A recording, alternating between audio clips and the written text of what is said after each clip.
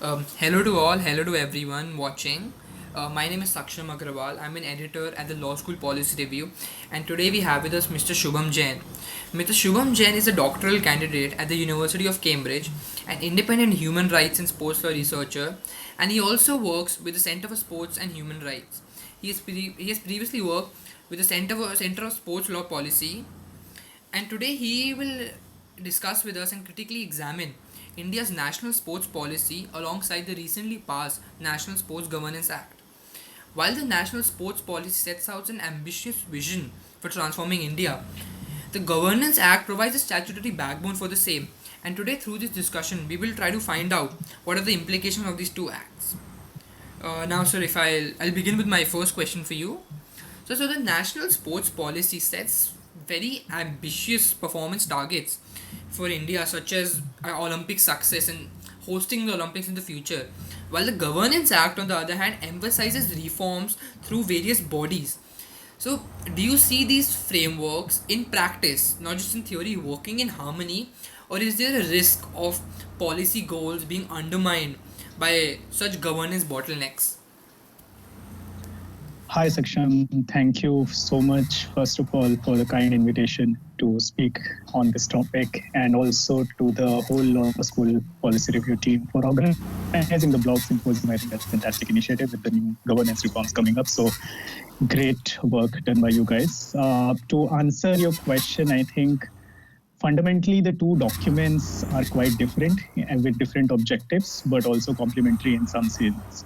The sports governance bill is focused primarily on setting up this skeleton for reforming and for governing Indian sports through the National Sports Board, the recognition of the different federations and how their elections are supposed to be run, and so on and so forth. So it sort of changes the way in which sports governance has worked in India, primarily focused on the institutional actors that govern and regulate and organize sports, and changing the accountability mechanisms, changing the way in which the whole structure is set up, right? And the national sports policy is focused specifically on what Indian sports should be about, starting from the grassroots level to the elite sports level, and also how sports as a field, sports as a sector or an industry interacts with other fields in terms of economics, in terms of the society and the politics. So the overall politics, economics, and the societal nature comes within it. And the five pillars, I think, in the national sports policy make this quite clear. The focus on the excellence, economic growth, social cohesion, people's movement, and the academic learning and the physical fitness part of it, right? But having said that, they're also complementary in some ways, even though they don't necessarily refer to each other. Obviously, the Sports Governance Act doesn't make any mention of the sports policy. The policy does, in a bit, in the sense that it talks about the fact that there will be reforms, or the reforms in governance are coming up. So there is that thing. If I were to look at them together, I would say that if you consider sports as a group of people, then the Sports Governance Act provides a skeleton for one of those persons, which is primarily looking at the sports bodies and the institutional actors, which are private organizations. And the sports policy sort of tries to provide a mission statement or an action plan for what sports bodies and other institutional actors need to do, which includes the government, which includes the private actors. What is missing is the flesh and the social cohesion that will connect different actors and that will fill in these skeletons. A lot of that will be done by the National Sports Board, which is being established under the Sports Governance Act. And recent news suggests that the government should be establishing that within this year, should be functioning by December or early January next year. So all will depend on what the National Sport Board does. It has a lot of residuary and specific powers under the Act. But as of now, currently, when we speak about this in October 2025, there are not direct and specific convergences between the two documents, but I expect that a lot of that will come in the next 6 months or so, and then we'll start to get a better picture of how are they connected and whether they'll actually be able to work well in tandem with each other. Okay, alright. Yeah, sir. I also think like so. Obviously, like I said, you said it's too early to say anything about how they'll work, but I think obviously both of them have to work together with each other if like because sure they have some clashes, but at the end of the day, their ultimate goal I believe is the same, which is to progress India's sporting landscape. So But just to add one thing there, which is also that while the national sports policy is envisaged as a policy, if you look at the text and the general narrative around it, I would say it's more of an aspirational mission statement, in the sense that there is a lot of content and a lot of good content, and a lot of mention of different things that India and the government and different actors should do.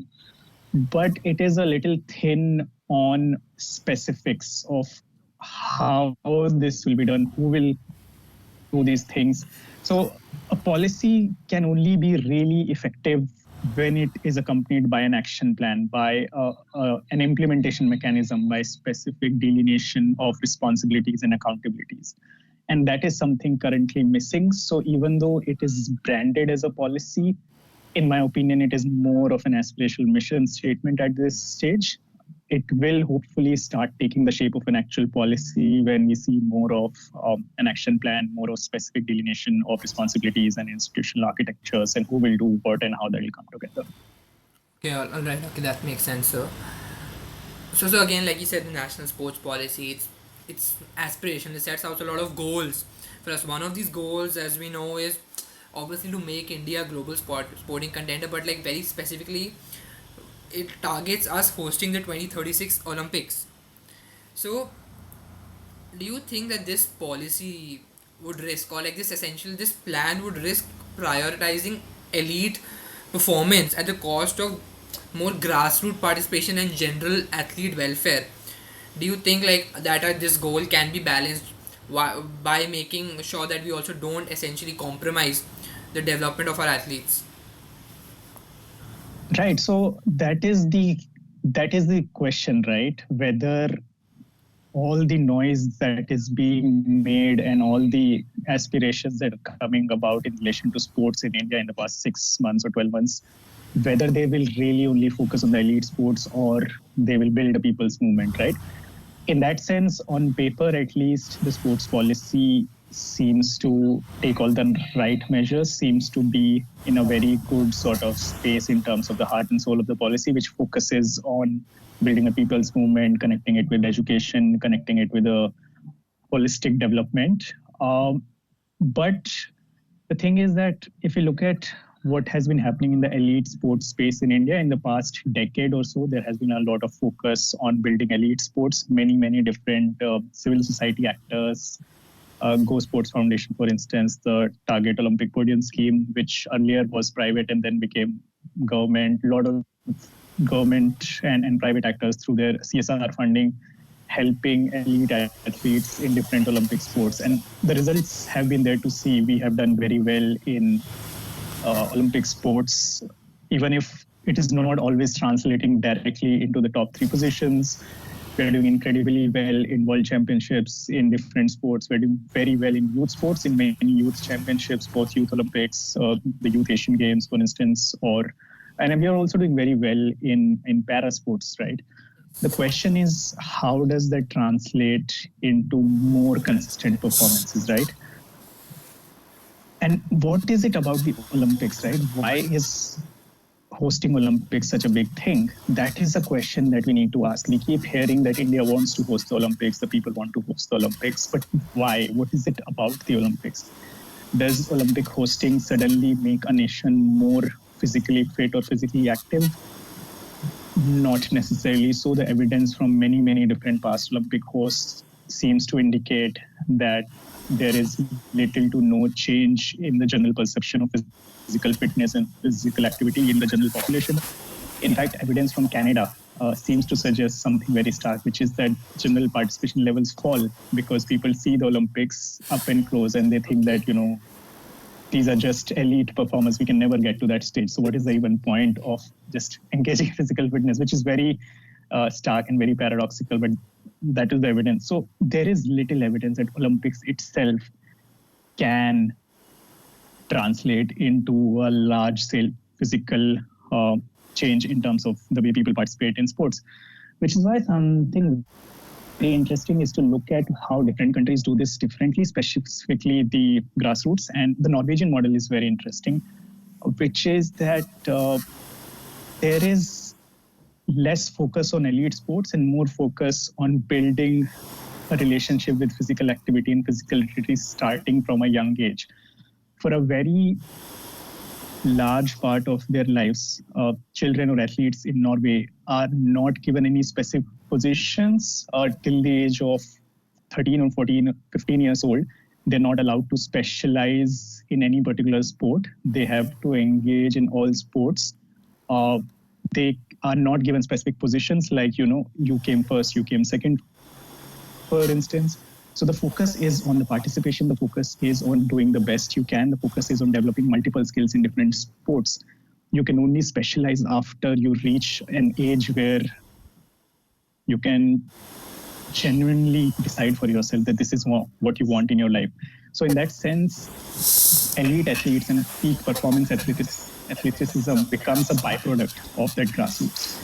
So if you think of an example of healthcare where we say that prevention is better than cure, right? It's similar in that sense. If you think about sports, that we will just make sure that people are participating in sports at a very grand scale and developing multiple skills from the young age. And then elite sports and performance sports become a byproduct of that, because if you have that critical mass participating at the young age, obviously some of them will turn out to be great athletes in particular things, right?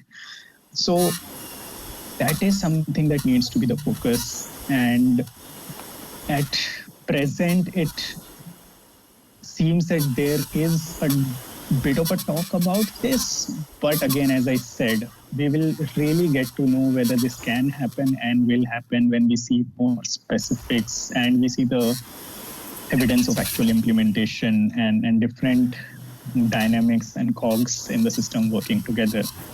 But if we can bring some of those learnings from those models that I just mentioned, for instance, then we can ensure that critical mass at the grassroots stage, which can then automatically translate into great elite performance. Okay, that makes sense. So again, so talking about like hosting the Olympics essentially. So again, so like I think one thing you work on a lot is climate justice in sport, and so the NSP like again said, so in order to host the Olympics or any major event essentially, even we were looking to host the Commonwealth Games again, I think in Ahmedabad if I'm not wrong, I think that was the push, Yeah. which is also obviously where we want to host the Olympics. So we need a lot of mega infrastructure for this, right? And this would probably be done through the NSP, and again, so the NSGA, the National Sports Board that you were talking about earlier, that will essentially play a huge role in this, because the NSGA essentially centralizes a lot of control in them. So would this sort of this convergence towards working towards mega infrastructure to host such a huge event, would it essentially sideline sustainability in favor of such mega event politics? There's also a lot of concern that other countries which have recently hosted the Olympics or the FIFA World Cup have had. Yes, of course. I mean, see, infrastructure is needed. We really need great sporting infrastructure to be able to make sure that we can have sporting participation at the mass scale. But the question is how much infrastructure is needed, where it is needed, and in what manner it will come about. So let me expand on that, right? How much infrastructure is needed, right? So how many cricket stadiums do we really need? Do we really need a cricket stadium in every city?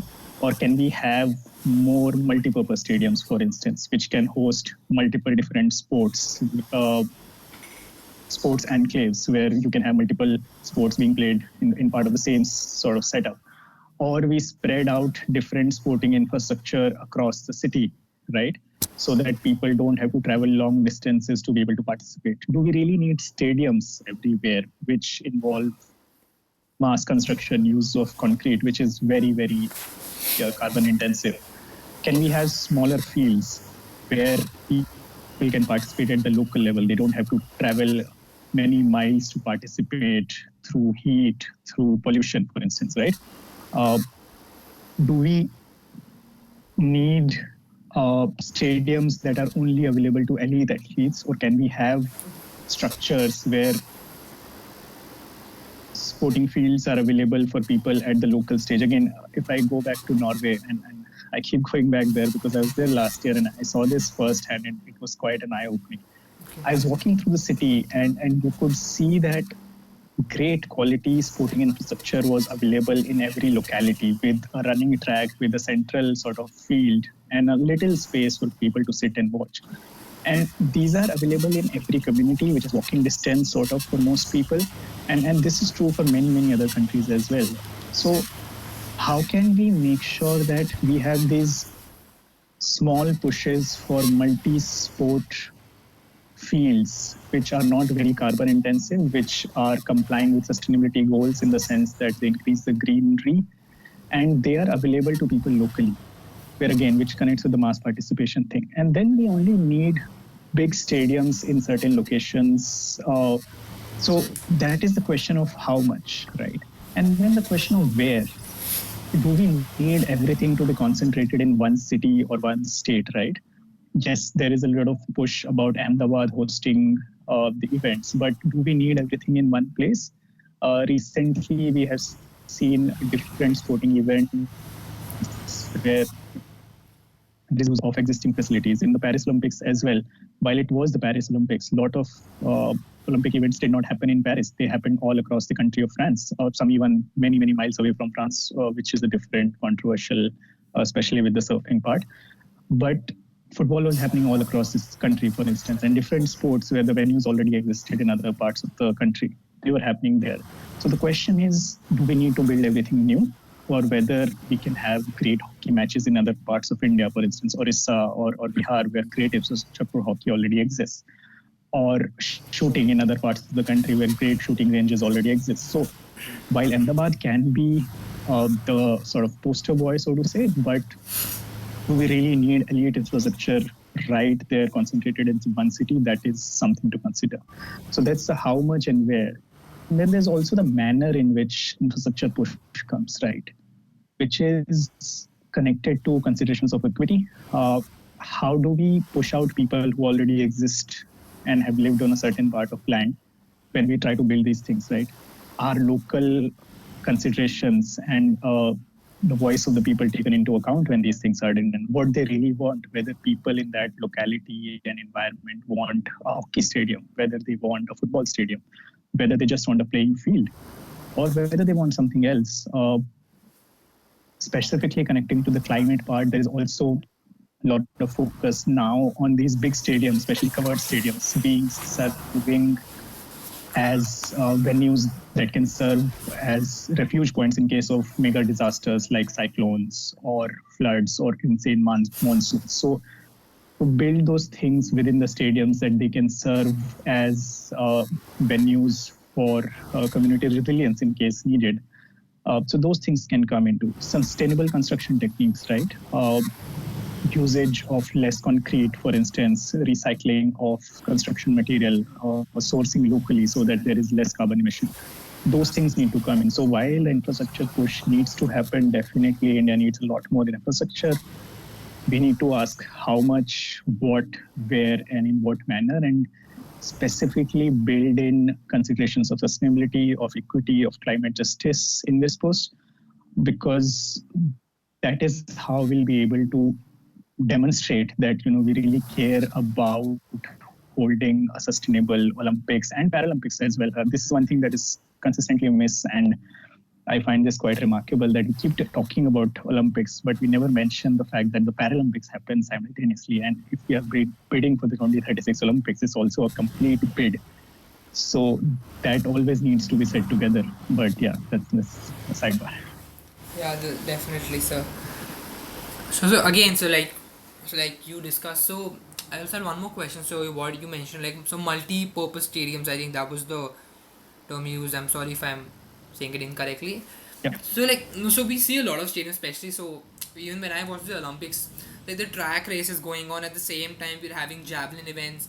So is that the sort of thing you're talking about, or are you talking about like more of a bigger sporting, for the lack of a better term, a sporting village, like where there's multiple sports just being played alongside?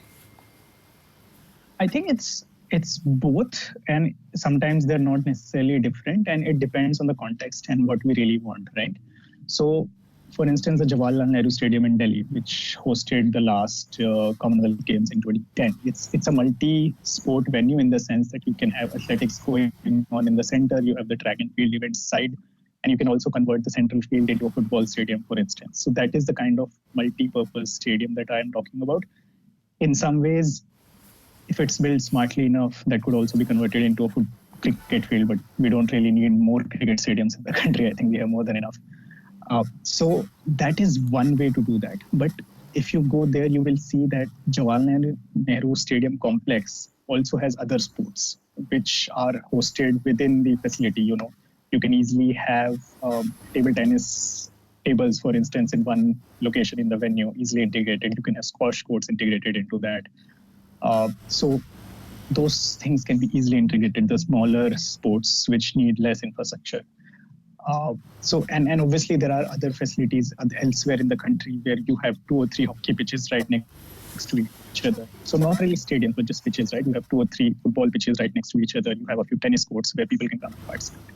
So there is those sporting village concepts also. But the question is how many of them we need, where do we need them? Do we need to concentrate them in a particular city or state, or do we need to spread them out equally, right? Because if we need participation at the mass level, you cannot just have elite sports facilities concentrated in specific portions. So this needs to be think about holistically how this will build at the district level, at the state level, and the national level, so that anybody who wants to participate, starting from a grassroots to the elite level, they know that they don't have to travel out insane amounts of distances to be able to participate. Everything should be available in a local context for everybody, for most of the sports which are sort of popular and needed in that local context. Yes, I think this single city model is something that mostly we've derived from the Olympics itself. Like other sports, like for example, like you mentioned, the football, the FIFA World Cup. So they just have a host country, and then you have matches all around the country. Now you have multiple countries hosting it, and so I think so. It did not really happen because of COVID-19, but so the 2020 UEFA European Championship, they were planned to be hosted around Europe in different cities in Europe. Then they obviously had to like tone it down because of COVID. It was not very feasible and also not very safe. But yeah, again, so we can definitely, so yeah, again, so like you said, the best hockey stadiums not just in India, but I would say also say in the world probably are in Odisha. Like it's absolutely Yep. world class infrastructure. I've been to them, so I've seen it myself. So again, yeah, it would not make sense for us to just make the same level of hockey stadiums again in just Ahmedabad or in Delhi or wherever we host the game. We can very well have those games happening in Odisha while just having Ahmedabad be the host city for again for like just purposes of showing it again, like you mentioned again, the Paris Olympics. So most Yeah, of the events and can happen in Ahmedabad, but again, whatever, like we don't have to build again. Essentially, we don't need to build again. Can definitely be yeah, done other places. and there are additional benefits to it as well, right? Because if we spread that out in the sense of some events happening somewhere else where the great infrastructure already exists, we also democratize the access in different ways, right? So, for instance, fans, somebody who is living in Orissa, they might not necessarily travel out to Ahmedabad to watch the Olympic Games, but if the Olympic hockey events were happening there, they're more likely to attend them. So then you increase the participation of population in terms of supporting the events, in such engaging with the event, volunteering. A lot of these mega events come with a lot of volunteering opportunities for local populations. People travel from across the world to volunteer as well. So you're more likely to volunteer to a different picture and a different sort of context of the event and different association with the event.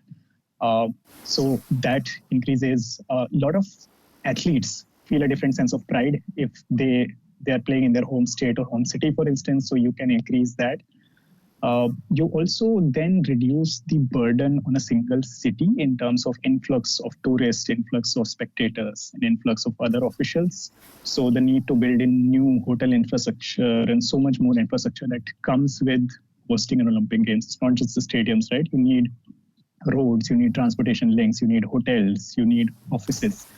So if those things are also again spread out, then the pressure on a single city is reduced, which again ties in very well with the sustainability. Also need to be planned so that fans are not just traveling from one distance to another city and you burning sort of carbon emissions to the air travel. So this needs to be taken into account and built.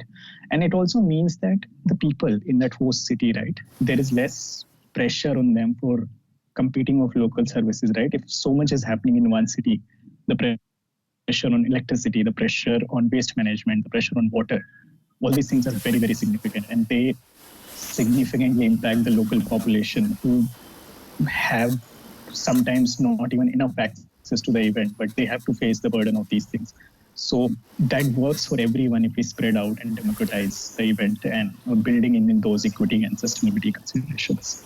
Yes, I think so. Obviously, there are general concerns about the USA and the LA Olympics, but one very specific concern that I remember reading about is just the traffic in LA. It's already such a huge problem. When they have the Olympics, they're already making arrangements from now, in 2025, because they're already worried about what's gonna happen. There again, sure, maybe not Ahmedabad, but what if we have the Olympics in Mumbai? It's gonna be a huge issue. So definitely, I agree with you on that one. Again, so one thing you mentioned was democratizing access essentially to sport. So another feature of the NSP was essentially to integrate it with the national education policy and to embed sports in the curricula. So in practice, so how far do you feel this might go in integrating and democratizing access to people all around India to sport? Because right now we see not all sports, but a lot of sports are very limited to people who can access them, people who come from privileged backgrounds in the first place. Yes, absolutely. And I think it's a great push to integrate it with the national education policy, and very much needed. Something that we have spoken about previously. We produced a report on physical literacy a few years ago, submitted to the government and various other stakeholders, which talked about integrating the sort of physical activity, the education, and the sports thing, starting right from education. So that's a great step. But how far will it go in democratizing access depends a lot on the education system in the school itself, right? How far is our education system democratized and equitable? We know that it is not to a large extent, right? My school, for instance, where I studied many years ago, had a very small field where everything was happening. There's a volleyball court inside that field. There was a skating rink outside it, where sometimes people were just standing, so there's no space to skate. For instance, races would happen on that same skating rink. There's not enough space on that field to play football because there are volleyball courts right in the middle of it. There's a small basketball court right next to it. So education institutions in India are constrained by spaces, most of them. And yes, it's great to integrate, but then it will all depend on what that school can do, what that educational institution can do within the resources and the space it has. So the democratization of sports through education will go only as far as we are and we can democratize education itself, which takes us back to how far the national education policy is working. And then obviously you need to integrate this with other things. As I said, space is a big constraint, right? So this needs to be aligned with city planning, urban planning, town and village planning, so that there are more spaces. So for instance, can schools that are located close by, can they share their sporting infrastructure with each other, for instance? Can another field that is located next to a school, for instance, can that become part of the education as well as availability for local community? If more funding goes to a school, for instance, to develop its sporting infrastructure, can that infrastructure then be used in the evenings after school hours for participation of the local community? Right? So how can you use that infrastructure, which is created for one purpose, for many different purposes, and how can you use it throughout the day? Because if something great is inside a school, and if it's only being used for half the day, then it's lying waste for other half of the day, right? can you then maybe even create a small charge for local people to use it in case that is not built through public money? But if it's built through public money, then it should be freely accessible, right? So I think this needs to come together, the sports, the local planning, and the education planning, and the considerations of public, because we need to start seeing sport as a public good, as a commons in some ways. And the democratization can only happen to the extent we can democratize education, which is a long aim, but a long way from really happening. So that needs to work together with the overall system. Definitely. So that's one of the things you suggested, like essentially utilizing fields beyond the hours we can access. So our university did something like this recently. So the university entered into a partnership with Bangalore FC, and they essentially made a state of the art football turf. So the thing is, we only use it for a few hours after classes, right? But now they've turned it into such a way that they have their junior teams practicing there. Sometimes they have the senior teams come and play matches, and like you said again, charging. So anyone wants to come and play, they can come and utilize that field. So that is something is I think which is like one of those Exactly. ideas was that you've talked about. And then again, space, again, agree with you. So I remember, so my school, we used to have this huge issue because we had football, cricket, and hockey on the same field. It was a huge field, absolutely huge field. But again, you can't have all three sports at the same time. We're playing football on one end, we're playing hockey at one end, so the people in cricket between, they can't play because they don't have enough place to field. If they are playing, then we can't play. Like it was, I remember it was such a huge problem. My school had to install like nets between, like they had to demarcate three different areas, and then everyone essentially lost out on that. So that definitely is an issue Yep. there. And I think, yeah, that is something that has to be worked on beyond the both the sports policy and the education policy. The fact that is, I think, something that is something which I think is probably going to take more time for it to Hmm. happen, especially at such level, because again, like I said, so it does seem that our policies right now are prioritizing performance and more efficiency at the elite level, not at the grassroots level. So that is something that will definitely take more time, I think. Also, so you talked about the different pillars of the NSP. So one of them is so essentially using sports as an engine for economic development through tourism, manufacturing, and entrepreneurship. So the NSP also outlines a very strong role for private sector partnerships. So would this economic framing essentially risk commodifying sports? Like so, this I think it would lead to some sort of an over reliance on the private sector. So then, do you feel this can undermine either athlete participation or general community participation, or more importantly, even like just essentially widen the inequalities between people's access to sport?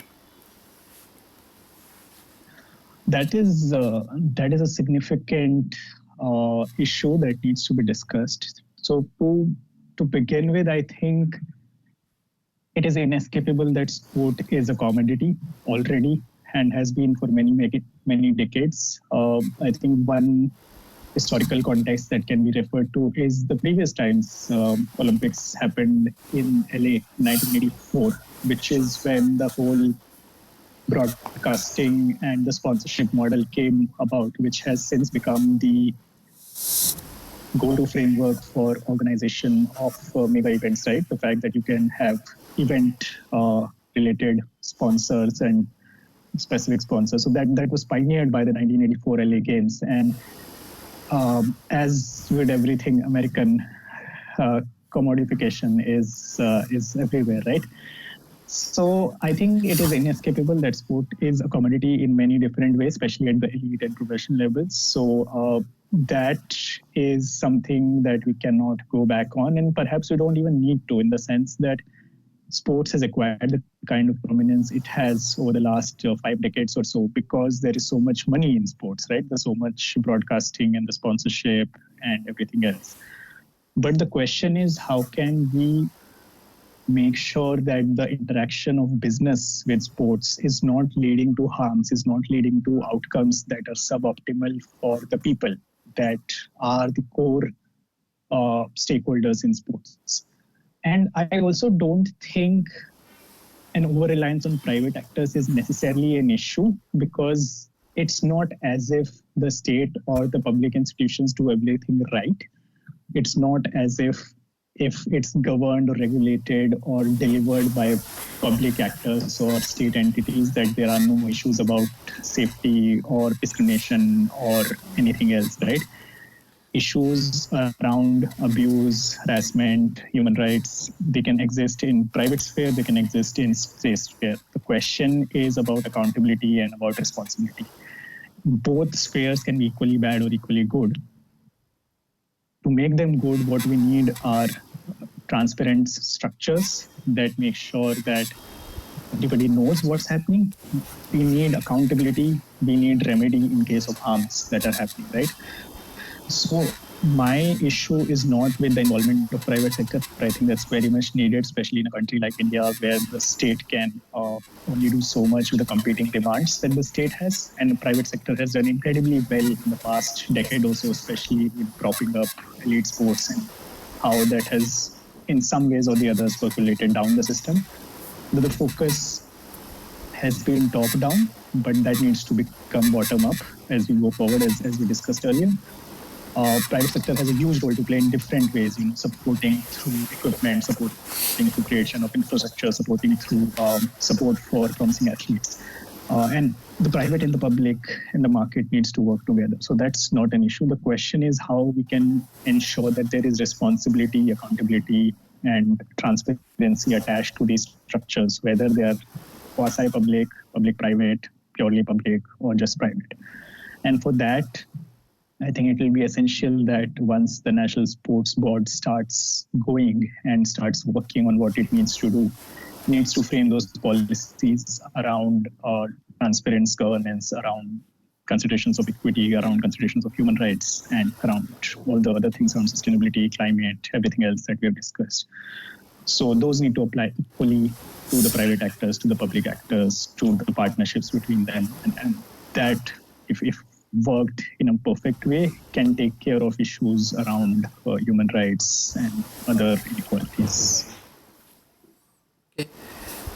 So again, so like you mentioned, again the question of human right pops up a lot in sports, and again like you worked extensively on human rights in sports, and I think like I recently you wrote also on the right to like right to access sport as a human right, as a fundamental right itself.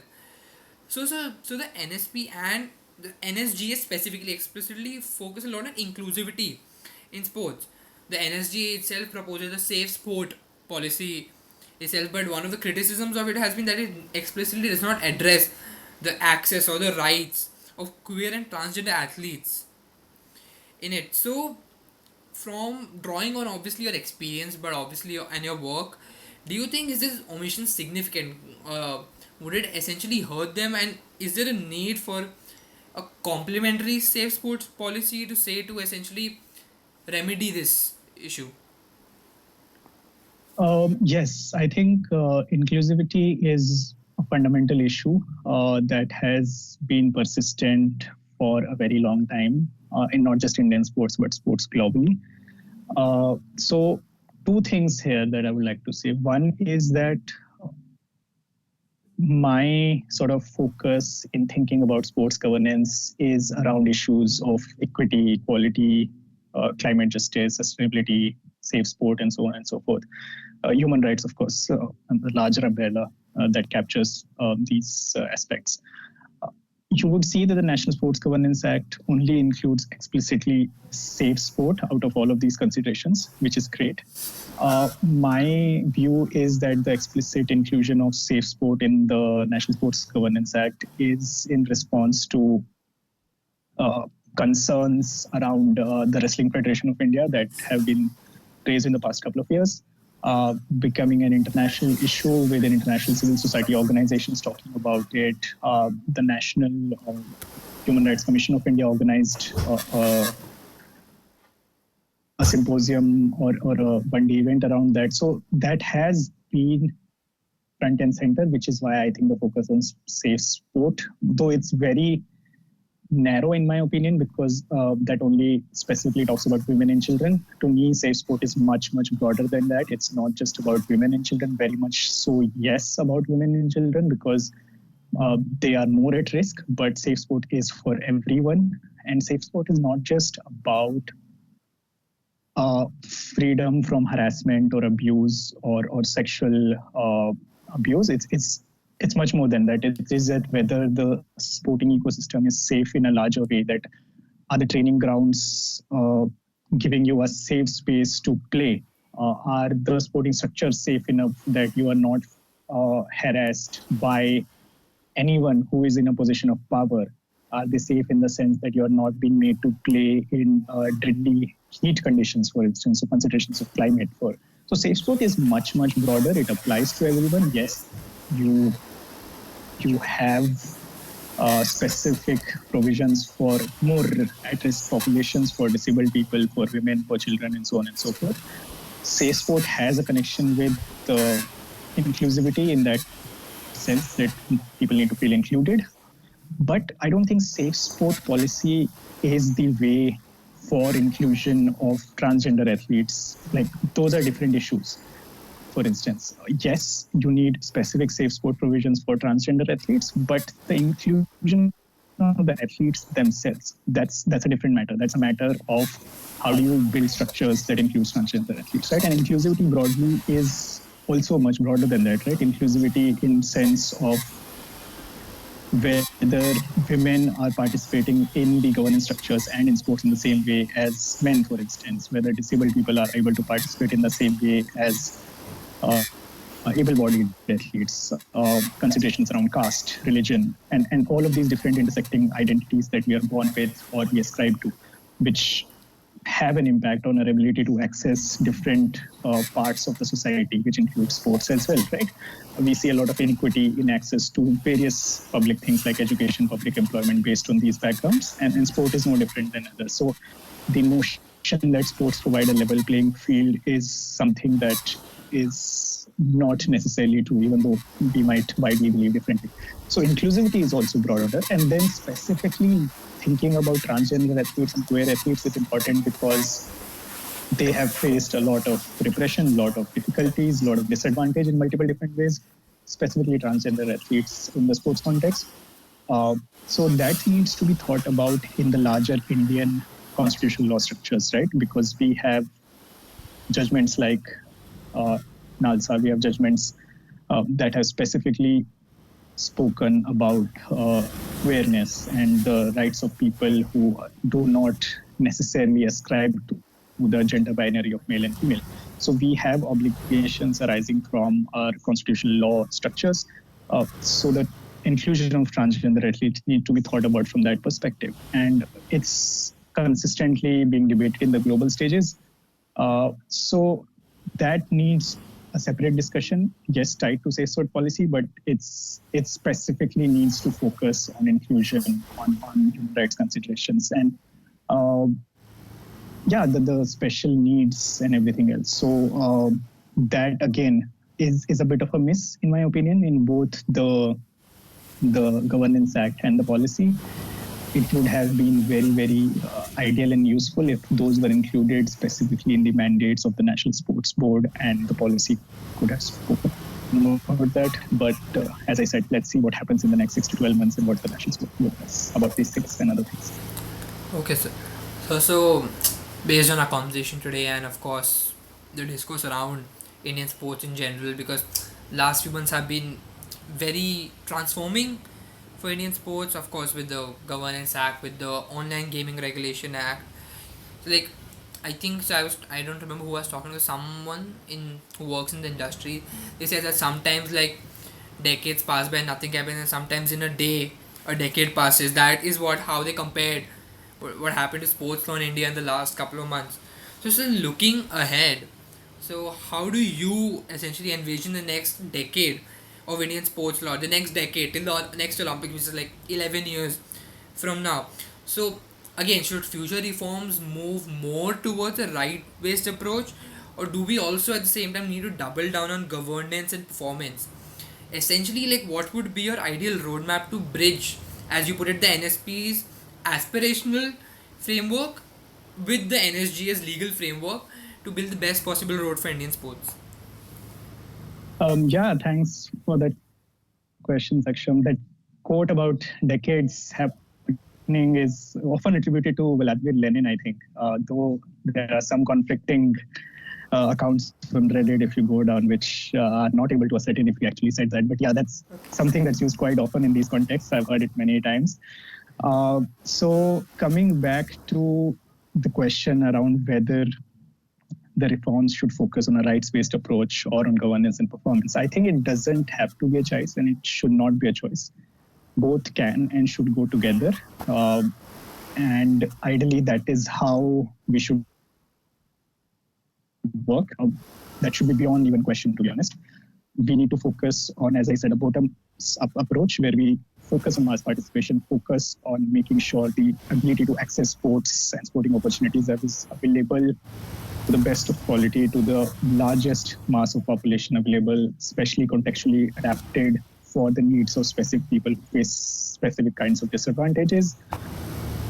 And this is a rights-based approach, but this is also a governance and performance approach simultaneously, because then it looks at how these can effectively in the future translate into elite athletes. And this has to be done through a good governance framework.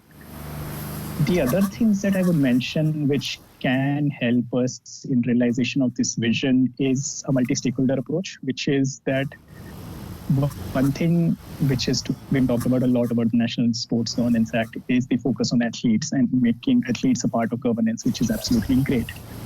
But I feel that is a bit a decade or so behind what the global debates on these issues have been.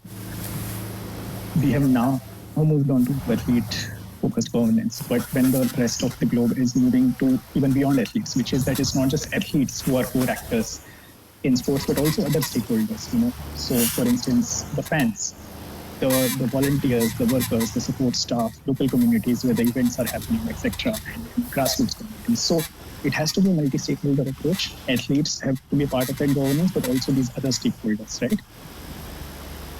Because sport is for everyone. And even if I'm not participating as an athlete, I could be participating as a fan, I could be participating as a volunteer, or I could have my children in sports. So parents become great stakeholders and important ones. So it has to be a multi-stakeholder approach, which can account for the views and the needs of these different stakeholders. The approach needs to be research-based in the sense that we need to understand the problem by talking to the people who face these problems. So we cannot just have policies being promulgated at the top without actually understanding what the problems are. A lot of governments in different countries and different sports bodies across the globe have specific programs and funding opportunities for researchers to work on specific programs and projects to find the problems, right? And find solutions and co-create solutions with the people who face the problems. And then those problems are sort of tackled in that specific way. So, for instance, recently the UK government commissioned a study to understand the impact of climate change on UK sport. And that study found that UK sport will lose millions. It's sort of an economic study, right? UK sport will lose millions of pounds with the way the current projections of climate change are, and if the sports does not adapt. So these kinds of studies, both policy, academic, and research, are needed to understand the problem better and co-create solution. Then a genuine governance transformation can only happen when we include all the stakeholders. As I pointed, we need to have a diversity of people as well, not a lip service to having some people, some athletes or some women included, but really genuine diversity of different ways, disabled people, people from different castes, tribal backgrounds, religions, and experts who have been working in the field for many years. I particularly think fans are very, very important, often left behind in Indian governance discussions. The fans are one of the most important components, right? They are the people who drive the sport by funding the sport in some ways. Or advertisements, paying for other things that are on my wish list would be recognition of athletes as workers, because effectively at the elite professional level, athletes are workers, right? Sport is their workplace. So, which comes with recognition of union rights, which needs to happen for the collective bargaining for their voice to come, right? Then equal pay in terms of gender pay, which is something where sport lags behind significantly as compared to a lot of other fields. There are often concerns around, who male sports attract more money, so male athletes should get more pay. But then think about what is the purpose of sport. The purpose of sport is not a business where I am bringing X amount of money as an athlete, as a star athlete, I get that X amount of money. The purpose of sport, the purpose of sports bodies is to ensure growth of sport, development of sport. So a little bit of redistribution needs to happen there. So equal pay is very, very important. There is no argument against it. If we think of sport as a public commons and as a goal, and think of athletes as workers deserving of equal pay, I've spoken about climate justice, which needs to happen along multiple axes, which is in the building of infrastructure, in the thinking of how climate change is impacting people, which people are more at risk, at disadvantage already, have less adaptive capability. So how can our sporting these reforms that we have planned for the next 10 years or so at least, how can they already include those considerations of climate justice and equality? And in the end, I think a lot of these things are already happening at the global level. So we don't need to start from a scratch, right? We can build on existing frameworks, existing policies at the global level and see how they can be made better in the context. So I think back here in sort of developing these policies, right? You can build policies together, adapt on these and take it from just the medicine. So if we are thinking of governance and sports in this multi-stakeholder sort of inclusive approach, then I think we can do very, very good with Indian sports and see the sporting system, the country blossom in a very wonderful way. All right, all right. Thank you so much for that, sir. Thank you very much for taking your time to discuss this with us today. Thank you so much for to viewers for tuning in. We hope you found this conversation as enriching and as exciting as we did. Thank you again very much for taking out time for this today, sir. Thanks a lot, Saksham. Great to speak to you.